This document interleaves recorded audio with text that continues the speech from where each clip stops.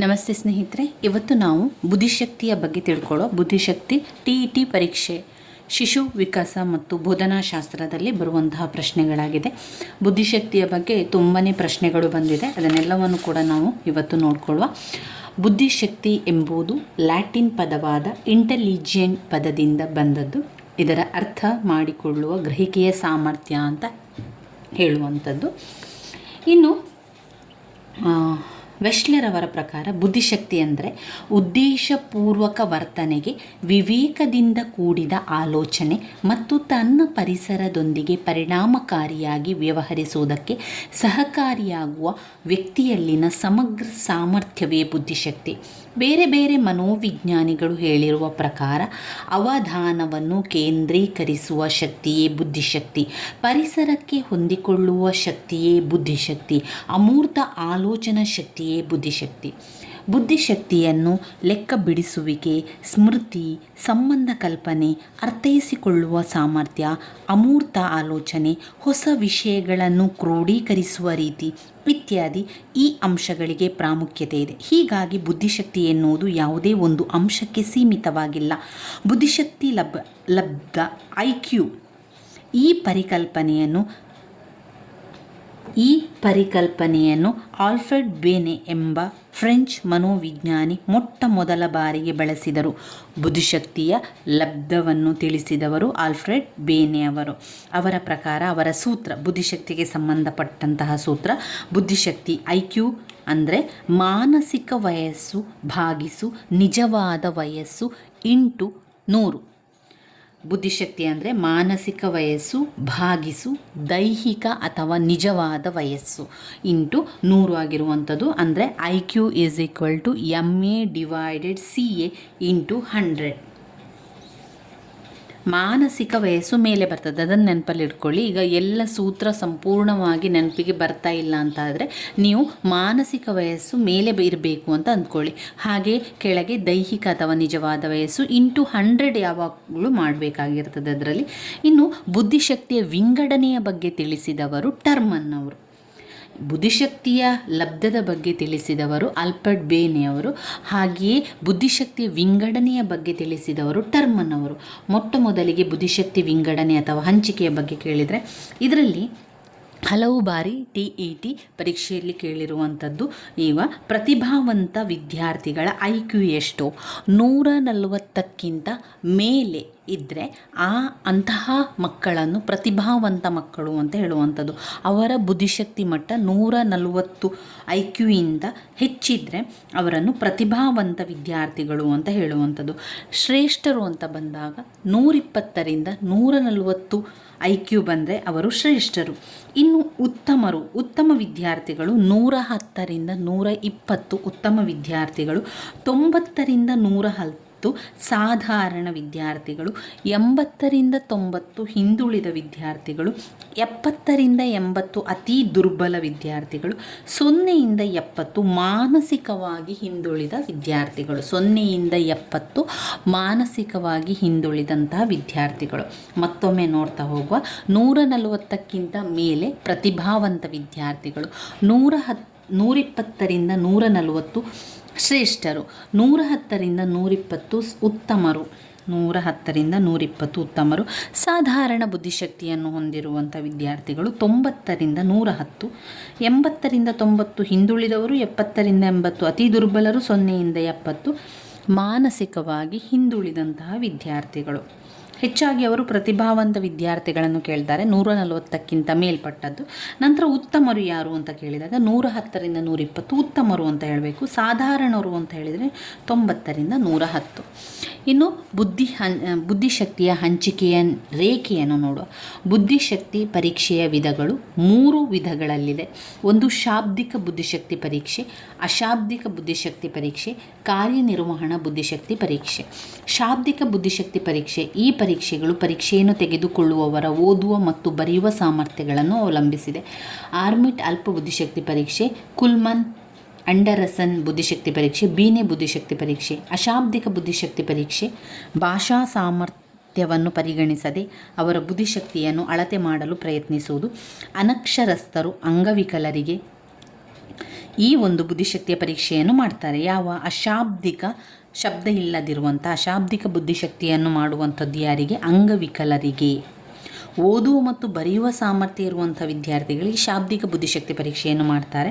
ಅಶಾಬ್ದಿಕ ಬುದ್ಧಿಶಕ್ತಿ ಪರೀಕ್ಷೆಯನ್ನು ಅನಕ್ಷರಸ್ಥ ಅಂಗವಿಕಲರಿಗೆ ಮಾಡ್ತಾರೆ. ಆರ್ಮಿ ಬೀಟಾ ಬುದ್ಧಿಶಕ್ತಿ ಪರೀಕ್ಷೆ, ಕ್ಯಾಟಲ್ ಕಲ್ಸರ್ ಪರೀಕ್ಷೆ, ಮೆಂಟಲ್ ಎಬಿಲಿಟಿ ಟೆಸ್ಟ್, ಒಟಿಸ್ ರೈಕ್ ಸ್ಕೋರಿಂಗ್, ಕಾರ್ಯನಿರ್ವಹಣಾ ಬುದ್ಧಿಶಕ್ತಿ ಪರೀಕ್ಷೆ.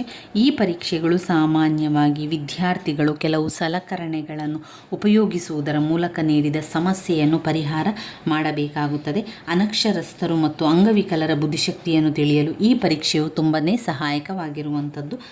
ಇದರಲ್ಲಿ Seguin form board, Porteus maze test, man drawing test, ಬಾಬಿಯ ಬುದ್ಧಿಶಕ್ತಿ ಪರೀಕ್ಷೆ. ಇನ್ನು ಬುದ್ಧಿಶಕ್ತಿಯ ಲೆಕ್ಕಾಚಾರ ಮಾಡುವ ಮಾನಸಿಕ ವಯಸ್ಸು 10, ದೈಹಿಕ ವಯಸ್ಸು 15. ವಿದ್ಯಾರ್ಥಿಯ ಮೋಹನನ ಬುದ್ಧಿಶಕ್ತಿ ಎಷ್ಟು ಅಂತ ಕೇಳಿದ್ದಾರೆ. ಇಲ್ಲಿ ನಾವು ಸೂತ್ರವನ್ನು ನೆನಪಲ್ಲಿ ಇಟ್ಕೊಂಡು ಮಾಡ್ತಾ ಹೋಗಬೇಕು. ಮೊದಲಿಗೆ ಮಾನಸಿಕ ವಯಸ್ಸು ಭಾಗಿಸು ದೈಹಿಕ ಅಥವಾ ನಿಜವಾದ ವಯಸ್ಸು ಇಂಟು 100. ಇಲ್ಲಿ 10 ಮಾನಸಿಕ ವಯಸ್ಸು, ನಿಜವಾದ ವಯಸ್ಸು 15 ಇಂಟು 100 ಅಂತ ಹೇಳಿದಾಗ ಇಲ್ಲಿ ನಾವು ಏನು ಮಾಡಬೇಕು, ಇದನ್ನು ಸರಿಯಾಗಿ ಹಾಕಿದರೆ 66.6 ಎನ್ನುವ ಉತ್ತರ ಬರ್ತದೆ. ಇಲ್ಲಿ ಕೂಡ ಅದೇ ರೀತಿಯ ಸೂತ್ರಗಳು. ಇನ್ನು ಬುದ್ಧಿಶಕ್ತಿಯನ್ನು ತಿಳಿಯುವಂಥ ವಕ್ರರೇಖೆ ಯಾವುದು ಅಂತ ಪ್ರಶ್ನೆಗಳು ಹಲವಾರು ಸಲ TET ಪರೀಕ್ಷೆಯಲ್ಲಿ ಕೇಳಿದ್ದಾರೆ. ಹಲವಾರು ಸಲ TET ಪರೀಕ್ಷೆಯಲ್ಲಿ ಕೇಳಿರುವಂಥದ್ದು ಬುದ್ಧಿಶಕ್ತಿಯನ್ನು ತಿಳಿಸುವಂತಹ ವಕ್ರರೇಖೆ ಯಾವುದು? ಅದು ನಾವು ಏನು ಬರಿಬೇಕು? ಸಾಮಾನ್ಯ ಸಂಭಾವ್ಯತ ವಕ್ರರೇಖೆ. ಬುದ್ಧಿಶಕ್ತಿಯನ್ನು ತಿಳಿಸುವಂಥ ವಕ್ರರೇಖೆ ನೋಡಿ, ಇಲ್ಲಿ ಚಿತ್ರದಲ್ಲಿ ತೋರಿಸ್ತಾ ಇದ್ದಾರೆ ನೋಡಿ, ಇದು ವಕ್ರರೇಖೆ. ಸಾಮಾನ್ಯ ಸಂಭಾವ್ಯತ ವಕ್ರರೇಖೆ ಬುದ್ಧಿಶಕ್ತಿಯನ್ನು ತಿಳಿಸುವಂತಹ ವಕ್ರರೇಖೆ. ಬುದ್ಧಿಶಕ್ತಿಯನ್ನು ತಿಳಿಸುವ ವಕ್ರರೇಖೆ ಯಾವುದು? ಸಾಮಾನ್ಯ ಸಂಭಾವ್ಯತ ವಕ್ರರೇಖೆ. ಇನ್ನು ಇದರಲ್ಲಿ ಪ್ರಶ್ನೆಗಳನ್ನು ಕೊಟ್ಟಿದ್ದಾರೆ, ಅದನ್ನು ನೋಡ್ತಾ ಹೋಗುವ. ಸಾಮಾಜಿಕ ಸಾಂಸ್ಕೃತಿಕ ಸಿದ್ಧಾಂತವನ್ನು ತಿಳಿಸಿದವರು ಯಾರು? ಸಾಮಾಜಿಕ ಮತ್ತು ಸಾಂಸ್ಕೃತಿಕ ಸಿದ್ಧಾಂತವನ್ನು ತಿಳಿಸಿದವರು ವೈಗೋಟಸ್ಕಿ. ಸರಿಯಾಗಿ ನೆನಪಲ್ಲಿ ಇಟ್ಕೊಳ್ಳಿ. ವೈಗೋಟಸ್ಕಿ ಅವರ ಬಗ್ಗೆ ತುಂಬಾ ಸಲ ಪ್ರಶ್ನೆ ಬಂದಿದೆ. ವೈಗೋಟಸ್ಕಿ ಅವರ ಸಿದ್ಧಾಂತ ಸಾಮಾಜಿಕ ಮತ್ತು ಸಾಂಸ್ಕೃತಿಕ ಸಿದ್ಧಾಂತ. ಸಾಮಾಜಿಕ ಮತ್ತು ಸಾಂಸ್ಕೃತಿಕ ಸಿದ್ಧಾಂತವನ್ನು ತಿಳಿಸಿದವರು ವೈಗೋಟಸ್ಕಿ. ನೈತಿಕ ಬೆಳವಣಿಗೆಯ ಸಿದ್ಧಾಂತವನ್ನು ಪ್ರತಿಪಾದಿಸಿದವರು ಕೊಯ್ಲ್ಬರ್ಗ್ ಅವರು ಯಾವಾಗಲೂ ನೈತಿಕತೆಯ ಬೆಳವಣಿಗೆಯ ಸಿದ್ಧಾಂತವನ್ನು ತಿಳಿಸಿದ್ದಾರೆ. ಪಿಯಾಜೆಯವರು ಜ್ಞಾನದ ಬಗ್ಗೆ ತಿಳಿಸಿದವರು ಪಿಯಾಜೆಯವರು. ವಿದ್ಯಾರ್ಥಿ ಮೋಹನನ ದೈಹಿಕ ವಯಸ್ಸು 10 ವರ್ಷ, ಮಾನಸಿಕ ವಯಸ್ಸು 8 ವರ್ಷ. ಅವನ ಬುದ್ಧಿಶಕ್ತಿ ಸೂಚ್ಯಾಂಕ ಎಷ್ಟು? ಮಾನಸಿಕ ವಯಸ್ಸು ಡಿವೈಡೆಡ್ ದೈಹಿಕ ವಯಸ್ಸು ಇಂಟು 100. ಮಾನಸಿಕ ವಯಸ್ಸು 8 ಭಾಗಿಸು ದೈಹಿಕ ವಯಸ್ಸು 10 ಇಂಟು 100 ಅಂತ ಹೇಳಿದರೆ ಅಲ್ಲಿ 0ಕ್ಕೆ 0 ಹೊಡೆದು ಹೋಗ್ತದೆ.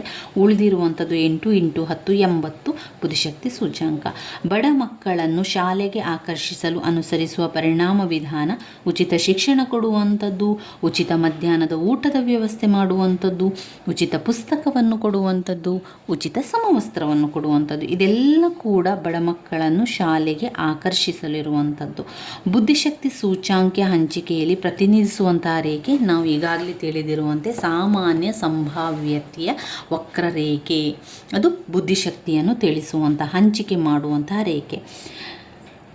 ಮಾನಸಿಕ ವಯಸ್ಸಿನ ಪರಿಕಲ್ಪನೆಯನ್ನು ಮೊಟ್ಟ ಮೊದಲಿಗೆ ಪರಿಚಯಿಸಿದವರು ಆಲ್ಫ್ರೆಡ್ ಬಿನೆಟ್ ಅವರು ಮಕ್ಕಳ ಒಂದು ಮಾನಸಿಕ ವಯಸ್ಸಿನ ಪರಿಕಲ್ಪನೆ, ಬುದ್ಧಿಶಕ್ತಿಯ ಪರಿಕಲ್ಪನೆಯ ಬಗ್ಗೆ ಮೊಟ್ಟ ಮೊದಲು ತಿಳಿಸಿದವರು ಆಲ್ಫ್ರೆಡ್ ಬಿನೆಟ್ ಅವರು. ಹಾಗೆ ಬುದ್ಧಿಶಕ್ತಿ ಸೂಚ್ಯಾಂಕದ ವಿಂಗಡಣೆಯನ್ನು ಮಾಡಿದವರು ಟರ್ಮರ್ ಅವರು. ಬುದ್ಧಿಶಕ್ತಿಯ ಕಾರ್ಯನಿರ್ವಹಣೆಯ ಪರೀಕ್ಷೆಯ ಮೂಲಕ ಅಳೆಯಲ್ಪಡುವಂತಹ ಸಾಮರ್ಥ್ಯ ಯಾವುದು? ಕೈಚಳಕವನ್ನು ಬುದ್ಧಿಶಕ್ತಿಯ ಕಾರ್ಯನಿರ್ವಹಣೆಯ ಪರೀಕ್ಷೆಯ ಮೂಲಕ ಅಳೆಯಲ್ಪಡುವಂತಹ ಸಾಮರ್ಥ್ಯವೇ ಕೈಚಳಕ. ಬುದ್ಧಿಶಕ್ತಿ ಸೂಚ್ಯಾಂಕದ ಹಂಚಿಕೆಯನ್ನು ಮಾಡಿದವರು ಟರ್ಮನ್ ಅವರು. ಬುದ್ಧಿಶಕ್ತಿ ಸೂಚ್ಯಾಂಕದ ಒಂದು ಹಂಚಿಕೆಯ ಬಗ್ಗೆ ಪ್ರತಿಪಾದಿಸಿದವರು ಟರ್ಮರ್. ಮತ್ತೊಮ್ಮೆ ಹೇಳ್ತಾ ಹೋಗ್ತೇನೆ, ಸರಿಯಾಗಿ ನೆನಪಲ್ಲಿ ಇಟ್ಕೊಳ್ಳಿ.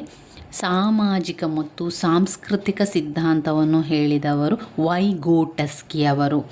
ನೈತಿಕತೆಯ ಸಿದ್ಧಾಂತವನ್ನು ತಿಳಿಸಿದವರು ಕೊಯ್ಲ್ಬರ್ಗ್ ಅವರು. ನೈತಿಕತೆಯ ಸಿದ್ಧಾಂತದ ಬಗ್ಗೆ ಪ್ರತಿಪಾದನೆ ಮಾಡಿದರು. ಬುದ್ಧಿಶಕ್ತಿ ಸೂಚ್ಯಾಂಕವನ್ನು ತೋರಿಸುವಂಥ ವಕ್ರರೇಖೆ ಸಾಮಾನ್ಯ ಸಂಭಾವ್ಯ ವಕ್ರರೇಖೆ. ಬುದ್ಧಿಶಕ್ತಿಯ ಬಗ್ಗೆ ಬುದ್ಧಿಶಕ್ತಿಯ ಪರಿಕಲ್ಪನೆಯನ್ನು ಕೊಟ್ಟಿದ್ದವರು, ಮಾನಸಿಕ ವಯಸ್ಸಿನ ಪರಿಕಲ್ಪನೆಯನ್ನು ಕೊಟ್ಟವರು ಆಲ್ಫ್ರೆಡ್ ಬಿನೆಟ್. ಬುದ್ಧಿಶಕ್ತಿಯ ವಿಂಗಡಣೆಯನ್ನು ಮಾಡಿದವರು, ಮಾನಸಿಕ ಪರಿಕಲ್ಪನೆಯ ವಿಂಗಡಣೆ, ಬುದ್ಧಿಶಕ್ತಿ ಸೂಚ್ಯಾಂಕದ ಹಂಚಿಕೆಯನ್ನು ಮಾಡಿದವರು ಟರ್ಮನ್ ಅವರು. ಬುದ್ಧಿಶಕ್ತಿಯ ಬಗ್ಗೆ ತಿಳಿದುಕೊಳ್ಳಲು ಮಾಡುವಂತಹ ಪರೀಕ್ಷೆಯಲ್ಲಿ ಇರುವಂಥದ್ದು ಕೈಚಳಕ. ಬುದ್ಧಿಶಕ್ತಿ ಕಾರ್ಯನಿರ್ವಹಣಾ ಪರೀಕ್ಷೆಯ ಮೂಲಕ ಅಳೆಯಲ್ಪಡುವಂತಹ ಸಾಮರ್ಥ್ಯವನ್ನೇ ಕೈಚಳಕ ಅಂತ ಹೇಳುವಂಥದ್ದು. ಇವಿಷ್ಟು ನಾವು ನೆನಪಲ್ಲಿಟ್ಕೊಳ್ಬೇಕಾಗಿರುವಂತಹ ಬುದ್ಧಿಶಕ್ತಿಯ ಬಗ್ಗೆ ಬರುವಂತಹ ಪ್ರಶ್ನೆಗಳು. ಪ್ರತಿಭಾವಂತ ವಿದ್ಯಾರ್ಥಿಗಳು 140ರಿಂದ ಮೇಲೆ ಅವರ ಬುದ್ಧಿಶಕ್ತಿ ಸೂಚ್ಯಾಂಕ ಇರ್ತದೆ. ಇನ್ನು 110ರಿಂದ 120 ಶ್ರೇಷ್ಠರು, 110ರಿಂದ 120 ಉತ್ತಮ ವಿದ್ಯಾರ್ಥಿಗಳು, 110ರಿಂದ 120 ಉತ್ತಮ ವಿದ್ಯಾರ್ಥಿಗಳು, 90ರಿಂದ 110 ಸಾಧಾರಣ ವಿದ್ಯಾರ್ಥಿಗಳು, 80ರಿಂದ 90 ಹಿಂದುಳಿದವರು, 70ರಿಂದ 80 ಅತಿ ದುರ್ಬಲರು, 0ಯಿಂದ 70 ಮಾನಸಿಕವಾಗಿ ಹಿಂದುಳಿದವರು. ಇವಷ್ಟನ್ನು ನೆನಪಲ್ಲಿ ಇಟ್ಕೊಳ್ಳಿ. ಹಾಗೆ ಬುದ್ಧಿಶಕ್ತಿಯ ಒಂದು ಸೂತ್ರ ಅಂತ ಹೇಳಿದರೆ ಮಾನಸಿಕ ವಯಸ್ಸು ಭಾಗಿಸು ದೈಹಿಕ ಅಥವಾ ನಿಜವಾದ ವಯಸ್ಸು ಇಂಟು 100. ಇವಿಷ್ಟು ಬುದ್ಧಿಶಕ್ತಿಯ ಬಗ್ಗೆ. ಮುಂದಿನ ವಿಡಿಯೋದಲ್ಲಿ ಇನ್ನಷ್ಟು ವಿಚಾರಗಳನ್ನು ತಿಳ್ಕೊಳ್ಳುವ ಸ್ನೇಹಿತರೆ. ಧನ್ಯವಾದಗಳು.